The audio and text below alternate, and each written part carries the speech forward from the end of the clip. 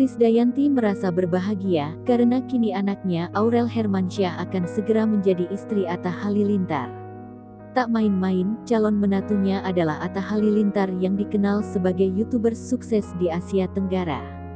Bahkan tak hanya itu, Atta Halilintar juga memiliki segudang bisnis yang sukses.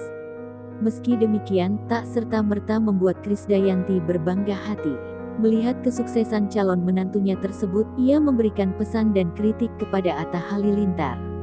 Istri Raul Lemos tersebut mengkritik supaya Atta Halilintar tak terlalu memamerkan kekayaannya melalui konten di media sosial.